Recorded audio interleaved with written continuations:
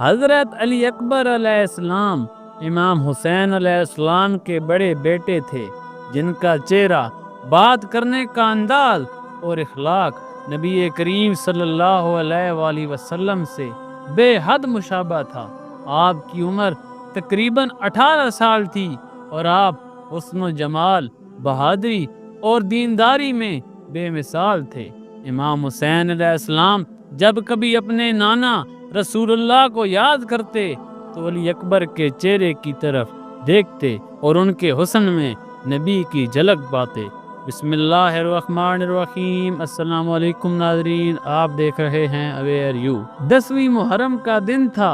کربلا کی تپتی ریت پر امام حسین علیہ السلام کے ساتھی ایک ایک کر کے شہید ہو چکے تھے۔ خیموں میں سکوت طاری تھا، فضا میں غم کے سائے چھائے ہوئے تھے۔ اسی عالم میں حضرت علی اکبر علیہ السلام اپنے بابا کے پاس آئے اور عرض کی، بابا اب میری بھی تو قربانی قبول فرمائیں۔ امام حسین علیہ السلام کی آنکھوں میں آنسو آ گئے، کچھ لمحے خاموش رہے، پھر آسمان کی طرف دیکھ کر کہا، اے اللہ، میں ایک ایسے جوان کو بھیج رہا ہوں جو خلق اور خلق میں تیرے نبی سے سب سے زیادہ مشابہ ہے۔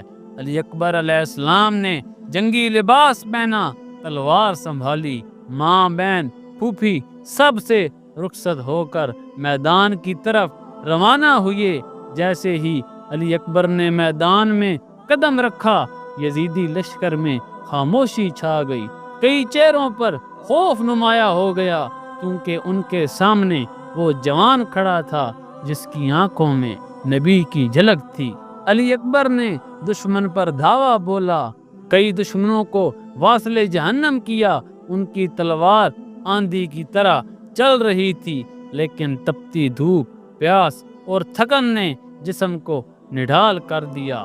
وہ واپس خیمے میں آئے، امام سے عرض کی، بابا پیاس ستا رہی ہے، طاقت ساتھ نہیں دے رہی۔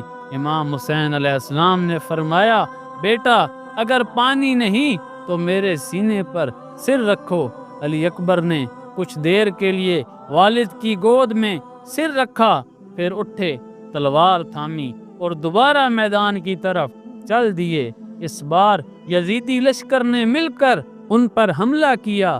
چاروں طرف سے نیزیں اور تلواریں چلیں۔ ایک نیزہ ان کے سینے میں آ کر لگا، وہ زمین پر گر گئے اور باغ کو پکارا۔ امام حسین علیہ السلام نے بیٹے کی آواز سنی تو تڑپ اٹھے، دشمن کی صفوں کو چیرتے ہوئے بیٹے تک پہنچے۔ دیکھا کہ علی اکبر خاک و خون میں لت پت زمین پر بے ہوش پڑے ہیں۔ امام نے ان کا سر اپنی گود میں رکھا، آنکھوں سے آنسو بہنے لگے۔ فرمایا، بیٹا تو گیا، تیرے بعد حسین کس پر فخر کرے؟ آسمان کی طرف منہ کر کے کہا، پروردگار اس قربانی کو اپنی بارگاہ میں قبول فرما۔ امام حسین علیہ السلام نے اپنے بیٹے کی لاش کو اٹھایا، خیمے کی طرف لے کر آئے۔ حضرت زینب نے جب اپنے بھتیجے کو دیکھا تو رونے لگ پڑی۔ سکینہ نے بھائی کے قدم چومے۔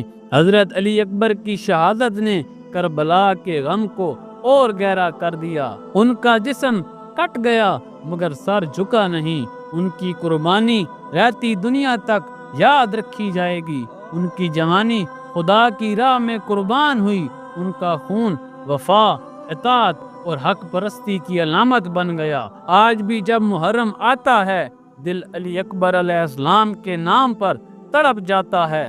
نوجوان ان سے محبت کا اظہار کرتے ہیں، ان جیسا صبر، کردار اور وفا مانگتے ہیں۔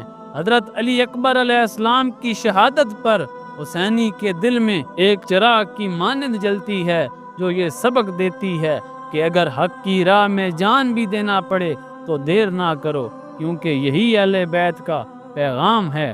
حضرت علی اکبر علیہ السلام کا نام قیامت تک زندہ رہے گا۔ ان کی شہادت نبی کریم صلی اللہ علیہ وآلہ وسلم کے دین کی سربلندی کا ثبوت ہے، اور ان کا کردار قیامت تک کے نوجوانوں کے لیے مشعل راہ ہے۔